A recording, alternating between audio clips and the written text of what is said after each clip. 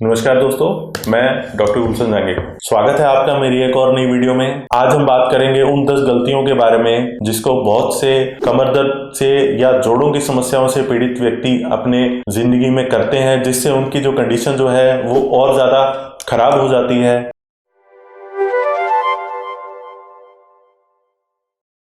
मैं पिछले कई सालों से कमर दर्द और जोड़ों से पीड़ित व्यक्तियों के समस्याओं का इलाज कर रहा हूँ। इतने सालों की प्रैक्टिस में मैंने पाया है कि व्यक्ति अपने समस्याओं को लेकर के जब डॉक्टर के पास जाता है तो डॉक्टर उसकी समस्या की जांच करने के बाद उसको उसके समस्या के इलाज और उसके निदान के लिए कुछ स्टेप्स बताता है या उसको कुछ इलाज बताता है। परंतु व्यक्ति कुछ समय के लिए तो वो इलाज या स्टेप्स को फॉलो करता है और उसके बाद में जब वो समस्या कुछ कम हो जाती है या उसके लक्षण उसके शरीर से कुछ कम हो जाते हैं तब उन स्टेप्स को या उन बताए गए उपायों को वो फॉलो नहीं करता है, जिससे कुछ समय बाद वो समस्या और ज्यादा गंभीर रूप में सामने आती है और उस व्यक्ति को और ज्यादा दिक्कत होती है और वो अपने दैनिक दिनचर्या के काम करने में या अपने सामाजिक दायित्व को निभाने में उसको बहुत समस्या होती है। मैं इस वीडियो के माध्यम से एक जागरूकता फैलाने का प्रयास कर रहा हूं ताकि जो व्यक्ति कमर और जोड़ों से संबंधित रोगों से पीड़ित है वो इन गलतियों को ना करे, ताकि वो आगे जाकर के अपने रोगों को ना बढ़ाए और वो जल्दी से जल्दी स्वास्थ्य लाभ ले सके। आइए बात करें उन पॉइंट्स के बारे में, जिसमें सबसे पहला पॉइंट है पुअर पोस्चर। पुअर पोस्चर का मतलब है व्यक्ति, आपने पहले देखे होंगे कि व्यक्ति सीना तान के चलता था या वो कंधों को अपनी सेंटर ऑफ ग्रेविटी पर रखता था, जिससे उसकी सेंटर ऑफ ग्रेविटी बिल्कुल सही रहती थी। उसके बैक के मसल्स काम आते थे जिससे वो कमर को सीधी रखने में सहायक रहते थे। आजकल के समय में आपने देखा है तो व्यक्ति कंधों को झुका करके आगे झुक करके लटक के चलता है, जिससे उसकी कमर की मसल्स जो हैं वो कुछ मसल्स तो ज्यादा काम आ रही हैं और कुछ मसल्स रिलैक्स पोजीशन में रहती हैं, जिससे उसके कमर के दर्द होने की संभावना और ज्यादा बढ़ जाती है और वो आगे जाकर के कमर का दर्द और सर्वाइकल का दर्द, इन दोनों समस्याओं के साथ और इसके साथ साथ डिस्क की समस्या से वो पीड़ित होने की संभावना अधिक बढ़ जाती है। इसके साथ दूसरा पॉइंट है केयरलेसनेस। केयरलेसनेस का मतलब हुआ कि जैसे व्यक्ति अपने लक्षणों को लेकर डॉक्टर के पास गया, जब डॉक्टर उसके लक्षणों को एग्जामिन करता है तो एग्जामिन करने के बाद उसको कुछ पथ परहेज बताता है या उसको कुछ एक्सरसाइजेस बताता है, परंतु व्यक्ति कुछ समय के लिए तो एक्सरसाइजेस करता है, वो पथ परहेज उठने बैठने के चलने के या योग प्राणायाम ये सब करता है, परंतु जब उसकी कमर रिलैक्स हो जाती है और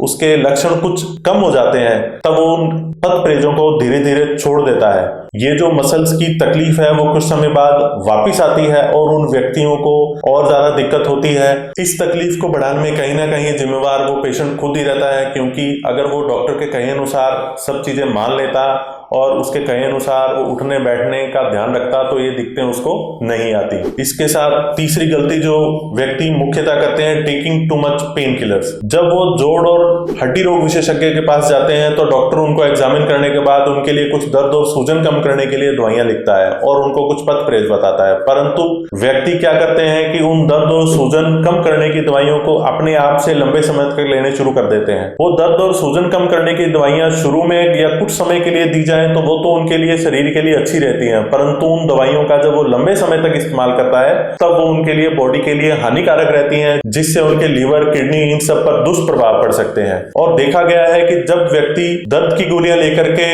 पथ परहेज नहीं करता है तो जो कमर की तकलीफ पहले कम रहती है या जो हो सकता है कि कमर की मसल्स में जो सूजन पहले कम रहती है वो बाद में पथ परहेज नहीं करने से, उठने बैठने का ध्यान नहीं रखने से वो सूजन और बढ़ जाती है और उस व्यक्ति को कमर की मसल्स के साथ साथ हड्डियों की समस्या भी होने की संभावना और ज्यादा बढ़ जाती है। इसके साथ अगला पॉइंट है एक्सरसाइज की कमी। जब डॉक्टर उसको एग्जामिन करने के बाद उसको कुछ योग प्राणायाम एक्सरसाइज या योग आसन बताता है, वो व्यक्ति उस योग प्राणायाम को या योग आसन को करता नहीं है। जब वो उनको करता नहीं है तो जो, क्योंकि देखा गया है कि जोड़ और कमर संबंधी जो समस्याएं होती हैं इनमें मुख्य काम शुरुआत में मसल्स का ही रहता है। मसल्स या तो वो टाइट हो जाती हैं या वो स्टिफ हो जाती हैं या उनमें सूजन आ जाती है। जब वो मसल्स की स्ट्रेचिंग करते हैं, एक्सरसाइज करते हैं तो वो सूजन धीरे धीरे कम हो जाती है और वो जोड़ सामान्य रूप से काम करने लग जाता है। जब ये एक्सरसाइज नहीं की जाती है तो वो कंडीशन वही रहती है और वो जोड़ धीरे धीरे सूजन के साथ साथ हड्डियों में सूजन लाता है और वो जोड़ को खराब करने की ओर अग्रसर हो जाता है। हड्डियों में सूजन आने के बाद वो जोड़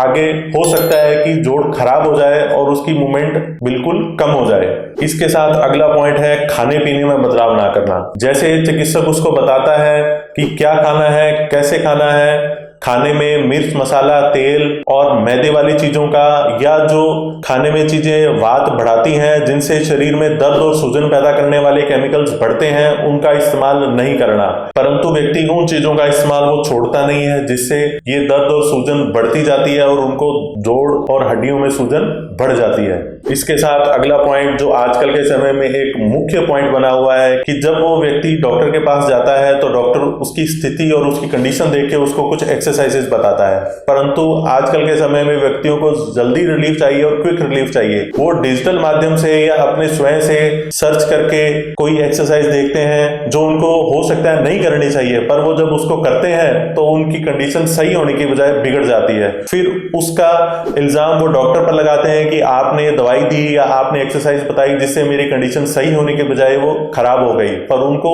ये पता नहीं होता है कि उनको बताया कुछ और गया था, उन्होंने किया कुछ और, जिससे उनकी दिक्कत बढ़ी है। एक्सरसाइज और योगासन की जब तक हम बात करें, ये हर कंडीशन और हर मसल्स और हर जोड़ के अनुसार अलग अलग हो सकती हैं। जब व्यक्ति डॉक्टर के पास जाता है तो डॉक्टर उसको एग्जामिन करने के बाद उसको एक्सरसाइज उसके जोड़ और उसके रोग के अनुसार उसकी प्रकृति को देख के बताता है। परंतु क्या होता है कि व्यक्ति खुद से जब वो एक्सरसाइज में मॉडिफिकेशंस करता है या वो छोड़ के दूसरी एक्सरसाइज करनी शुरू कर देता है तो वो दिक्कत बढ़ भी सकती है। तो इस चीज का आप ध्यान जरूर रखें। इसके साथ अगले पॉइंट की अगर हम बात करें तो ये भी आजकल के समय में एक मिलने वाला बहुत कॉमन पॉइंट है। जैसे देखा गया है कि जब कोई भी कमर या जोड़ संबंधी तकलीफ स्टार्ट होती है तो वो बहुत ही एक छोटे स्तर पर स्टार्ट होती है। अगर व्यक्ति उसी टाइम ही ध्यान दे ले तो वो जितनी जल्दी स्टार्ट होती है उतनी जल्दी ही वो ठीक हो सकती है। परंतु बहुत से बार मैंने ऐसे देखा है कि व्यक्ति के कमर 6 महीने से लेकर के 5 साल तक दुखती रहती है, परंतु वो आकर के कभी डॉक्टर को नहीं दिखाता है, और वो दिखाता है तो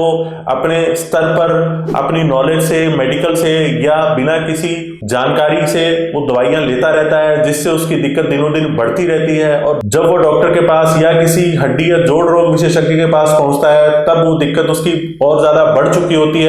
और उसको ठीक होने के लिए थोड़ा और समय लगता है। परंतु व्यक्ति इतने दिन रुकता नहीं है, उसको लगता है कि ये डॉक्टर इस पेशेंट को या इस तकलीफ को ठीक नहीं कर पाएगा, चलिए किसी दूसरे के पास चलते हैं। तो ये भी आजकल के समय में एक कॉमन समस्या है। इसके साथ कुछ पेशेंट्स ऐसे भी होते हैं जो ये सोच लेते हैं कि ये तकलीफ तो किसी बादी की वजह से हुई है या गैस की वजह से हुई है, ये अपने आप आई है और अपने आप ही चले जाएगी। परंतु अगर वो किसी विशेषज्ञ को दिखाएंगे तो वो उसको एग्जामिन करने के बाद उनको बता सकता है कि ये तकलीफ का ये रीजन है। हो सकता है कि आपको ये तकलीफ अभी कम रूप में आई है, आगे जाकर के आपके जोड़ को भी खराब कर सकती है और ये बड़ी बन सकती है, जिससे ये अभी एक जोड़ में इन्वॉल्व है, हो सकता है आगे जाकर के पूरे शरीर में फैल जाए और व्यक्ति को इससे और कई दुष्प्रभावों का भी सामना करना पड़ सकता है। इसके साथ अगले पॉइंट की अगर हम बात करें तो वजन को कम ना करना। जैसे हमने देखा है कि जब व्यक्ति मोटापे का शिकार होता है और उसको जब जोड़ और कमर के संबंधित कोई ना कोई समस्याएं हो जाती है और ये समस्या लेकर के जब वो डॉक्टर के पास जाता है तो डॉक्टर उसे पहले यही बोलता है कि दवाइयां तो मैंने लिख दी हैं,